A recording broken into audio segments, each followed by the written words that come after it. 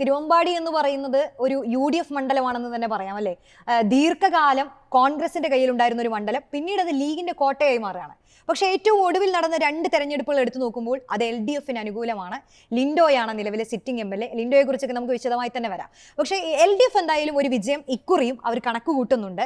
ഈ തിരുവമ്പാടി ഇങ്ങനെ ഒരു UDF മണ്ഡലം എന്ന് കരുതപ്പെടുന്ന ആ ഒരു രാഷ്ട്രീയ പശ്ചാത്തലം പിന്നീട് എങ്ങനെയാണ് ഇടതുപക്ഷത്തിന് അനുകൂലമായി മാറുന്നത്? അതിൽ നിന്ന് തുടങ്ങാം നമുക്ക്. തീർച്ചയായും റോഷ്നി, ഈ തിരുവമ്പാടിയുടെ ഒരു രാഷ്ട്രീയ ചരിത്രം നമ്മൾ പരിശോധിക്കുകയാണെങ്കിൽ ഈ സൂചിപ്പിച്ചതുപോലെ അതൊരിക്കലും ഒരു LDF മണ്ഡലമല്ല.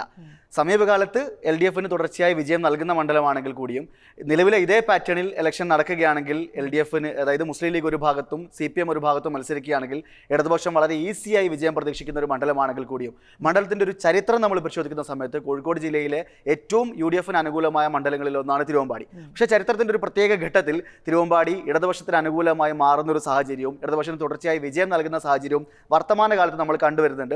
അതിന് ചില രാഷ്ട്രീയ കാരണങ്ങൾ, സമീപകാലത്ത് ചില രാഷ്ട്രീയ കാരണങ്ങൾ സവിശേഷമായിട്ടുണ്ട്. പക്ഷേ മണ്ഡലത്തിൻ്റെ ഒരു പൊതുചിത്രം നമ്മൾ ചരിത്രപരമായി പരിശോധിക്കുകയാണെങ്കിൽ മണ്ഡലത്തിൽ ഇന്നോളമുള്ള രാഷ്ട്രീയ ചരിത്രത്തിൽ ഓരോ തെരഞ്ഞെടുപ്പിൻ്റെയും സംഭവവികാസങ്ങൾ, അതിന് മുമ്പുണ്ടായിട്ടുള്ള സാമുദായിക സമവാക്യങ്ങൾ, ഇതെല്ലാം നമ്മൾ പരിശോധിക്കുമ്പോൾ ഇതൊരു UDF മണ്ഡലമാണെന്ന് നമുക്ക് ഉറപ്പിച്ച് പറയേണ്ടി വരും. അതുമാത്രമല്ല, സമീപകാലത്ത് നടന്ന ലോക്സഭാ തെരഞ്ഞെടുപ്പുകളിലടക്കം ഏതാണ്ട് 1.5 ലക്ഷത്തോളം വോട്ടുകൾ രാഹുൽ ഗാന്ധി വയനാട്ടിൽ മത്സരിക്കുന്ന സമയത്ത്, പ്രിയങ്ക ഗാന്ധി വയനാട്ടിൽ മത്സരിക്കുന്ന സമയത്തെല്ലാം ഏതാണ്ട് 1.5 ലക്ഷത്തോളം വോട്ടുകൾ പൊളിറ്റിക്കലി UDFന് ഭൂരിപക്ഷം നൽകുന്ന മണ്ഡലമാണ് തിരുവമ്പാടി. ഏതാണ്ട് 77 മുതൽ ദീർഘകാലം കോൺഗ്രസ് UDFന് അനുകൂലമായി തന്നെ നിന്നിരുന്ന സിറിയക് ജോൺ MLA ആയിരുന്ന മണ്ഡലമായിരുന്നു. പിന്നീട് ഏതാണ്ട് 91 മുസ്ലിം ലീഗ് UDF മുന്നണി വിട്ടതിന്റെ ഭാഗമായി തിരിച്ചവരെ എടുക്കുന്ന സമയത്ത് ഏതാണ്ട് അവർക്ക് അനുകൂലമായ ഒരു അന്തരീക്ഷം ഉണ്ടാക്കാനും മുസ്ലിം ലീഗിനെ ഒന്ന് തങ്ങൾക്കൊപ്പം ശക്തമായി നിർത്താനും വേണ്ടിയിട്ട് തിരുവമ്പാടി മുസ്ലിം ലീഗ് നൽകുകയായിരുന്നു. പിന്നീടാണ് 91 AV അബ്ദുറഹ്മാൻ ഹാജി മുസ്ലിം ലീഗിൽ നിന്ന് മത്സരിച്ച് MLA ആവുന്നത്. 2 ടേമിൽ അദ്ദേഹം മത്സരിച്ച് ജയിക്കുന്നു. പിന്നീട് അദ്ദേഹത്തിന്റെ തുടർച്ചക്കാരനായി C മോയിൻകുട്ടി MLA ആവുന്നു 2001. C മോയിൻകുട്ടി താമരശ്ശേരി പഞ്ചായത്തിൻ്റെ പ്രസിഡന്റ് ആയിരുന്നു. അദ്ദേഹം ആ പ്രദേശത്തുള്ള വളരെ ജനകീയനായ, ഈ മണ്ഡലത്തിൻ്റെ ഒരു പൊതുചിത്രം നമുക്കറിയാം, ക്രൈസ്തവ വിഭാഗവും മുസ്ലിം വിഭാഗവും തന്നെ ഇടകലർന്ന് ജീവിക്കുന്ന ഒരു മലയോര കുടിയേറ്റ മേഖല കൂടിയാണ് തിരുവമ്പാടി. അപ്പോൾ ആ സ്ഥലത്ത് അവിടുത്തെ മലയോരക്കാരുടെയും മുസ്ലിം വിഭാഗങ്ങളുടെയൊക്കെ ഒരു പ്രതിനിധിയായി, ക്രൈസ്തവ വിഭാഗങ്ങളുടെയൊക്കെ ഒരു പ്രതിനിധിയായി C മോയിൻകുട്ടി നിയമസഭയിൽ എത്തുന്നുണ്ട്. ദീർഘകാലം അദ്ദേഹം നിൽക്കുന്നു.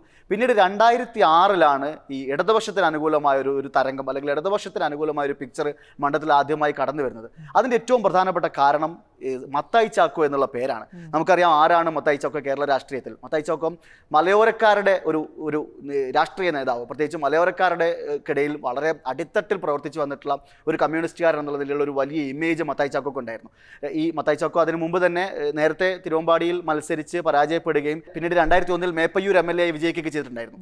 മത്തായി ചാക്കോക്ക് അവിടെ ഉണ്ടായിരുന്ന ഒരു വളരെ ആഴത്തിലുള്ള ഒരു ജനകീയത ഉണ്ടായിരുന്നു. കാരണം മണ്ഡലത്തിലുള്ള അടിത്തട്ടിലുള്ള ജനങ്ങളുമായിട്ടുള്ള ആഴത്തിലുള്ള ബന്ധം, ഈ SFIയിലൂടെയും DYFIയുടെയൊക്കെ നേതാവായിരിക്കും, ജില്ലാ നേതാവായിരിക്കെ തന്നെ ആ പ്രദേശത്ത്, നമുക്കറിയാം വയനാടൻ മലവാരങ്ങൾക്ക് കീഴിലുള്ള ഒരു പ്രദേശമാണല്ലോ. മലയോര ജീവിത സംഘർഷങ്ങൾ എല്ലാ കാലത്തും വലിയ രീതിയിൽ ചർച്ചയായിരുന്ന വന്യജീവി സംഘർഷങ്ങളും കാർഷിക വിളകളുടെ പ്രശ്നങ്ങളൊക്കെയുള്ള കുടിയേറ്റ ജീവിതത്തിൻ്റെ സംഘർഷങ്ങളുമായി ബന്ധപ്പെട്ട് അവരുടെ അതിജീവനവുമൊക്കെ ബന്ധപ്പെട്ട് വളരെയധികം സമരങ്ങളൊക്കെ നടന്നിട്ടുള്ള ഒരു പ്രദേശം കൂടിയായിരുന്നു തിരുവമ്പാടി. അതായത് ഏതാണ്ട് കോടഞ്ചേരിയും പുല്ലൂരാമ്പാറയും മൈക്കാവും കൂടരഞ്ഞിയും ഒക്കെ അടങ്ങുന്ന കോഴിക്കോട് ജില്ല വയനാടുമായും മലപ്പുറവുമൊക്കെ ആയിട്ട് അതിർത്തി പങ്കിടുന്ന ആ ഒരു പ്രദേശം.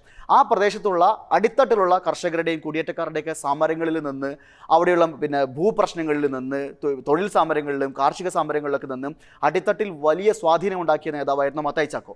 മത്തായി ചാക്കോ 2006 തിരുവമ്പാടിയിൽ മത്സരിക്കുന്ന ആ ഒരു സമയം, പ്രത്യേകിച്ചും VS അച്യുതാനന്ദൻ സർക്കാർ അധികാരത്തിലേറുന്ന ഒരു ഇടതുപക്ഷ തരംഗം കേരളത്തിലുടനീളം ആഞ്ഞടിക്കുന്ന ആ സമയത്താണ് തിരുവമ്പാടി മണ്ഡലം ആദ്യമായി ഇടതുപക്ഷത്തിന് അനുകൂലമായി വോട്ട് ചെയ്യുന്നതും മത്തായി ചാക്കോ അവിടെ വിജയിച്ച് കയറുന്നതും.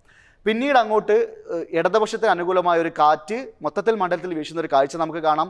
മത്തായി ചാക്കോയുടെ വിജയത്തെ തുടർന്നുണ്ടാകുന്ന വളരെ സങ്കടകരമായ ഒരു കാര്യം കൂടിയുണ്ട്. ആ സമയത്ത് തന്നെ വളരെ അസുഖബാധിതനായി ആശുപത്രി കിടക്കയിലേക്ക് പോകുന്ന ഒരു സാഹചര്യം ഉണ്ടാകുന്നുണ്ട്. ആശുപത്രി കിടക്കയിൽ വെച്ചിട്ടാണ് മത്തായി ചാക്കോ സത്യപ്രതിജ്ഞ ചെയ്യുന്നത്. ഏതാനും മാസങ്ങൾക്കുള്ളിൽ തന്നെ അദ്ദേഹം മരണപ്പെടുന്നു. അതുണ്ടാക്കുന്ന ഒരു വൈകാരിക അന്തരീക്ഷം മണ്ഡലത്തിൽ ഉണ്ടാകുന്നു. അതിനെ തുടർന്നുണ്ടാകുന്ന ഉപതെരഞ്ഞെടുപ്പ്, ഏതാണ്ട് 2006 തിരുവമ്പാടി ഉപതെരഞ്ഞെടുപ്പ് രാജ്യം മുഴുവൻ ശ്രദ്ധിച്ച ഉപതെരഞ്ഞെടുപ്പ് എന്ന നിലയിൽ വേണം അതിനെ കണക്കാക്കാൻ. VS അച്യുതാനന്ദൻ സർക്കാർ അധികാരത്തിൽ വന്നതിനെ തുടർന്നുണ്ടാവുന്ന ആദ്യത്തെ ഉപതെരഞ്ഞെടുപ്പ്. ആ ഉപതെരഞ്ഞെടുപ്പിൽ വിജയം, ഈ മണ്ഡലം തിരിച്ചു പിടിക്കാൻ വേണ്ടിയിട്ട് UDF കച്ച കെട്ടിയിറങ്ങുന്നു.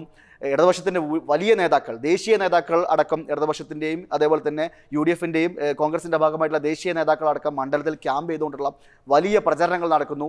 അന്ന് ടെലിവിഷനുകൾ ആദ്യമായി സജീവമാകുന്ന ഒരു തെരഞ്ഞെടുപ്പ് കൂടിയാണ് ആ ഒരു 2006 കാലം. അതുകൊണ്ട് തന്നെ മുഴുവൻ ടെലിവിഷൻ ചാനലുകളും തിരുവമ്പാടി കേന്ദ്രീകരിക്കുന്നു, താമരശ്ശേരി കേന്ദ്രീകരിക്കുന്നു. അങ്ങനെ കേരളം മുഴുവൻ ചർച്ച ചെയ്തൊരു വലിയ തെരഞ്ഞെടുപ്പ് അന്ന് നടക്കുന്നു. ആ തെരഞ്ഞെടുപ്പിലും മത്തായി ചൗക്കയുടെ മരണത്തെ തുടർന്നുണ്ടായിരുന്ന ഒരു വൈകാരിക അന്തരീക്ഷത്തിൽ ജോർജ് എം തോമസ് വീണ്ടും ജയിച്ചു കയറുന്നു. അങ്ങനെ മണ്ഡലം ഒരു ഇടതുപക്ഷ അനുകൂലമായ ഒരു അന്തരീക്ഷത്തിലേക്ക് മാറുന്നുണ്ട്.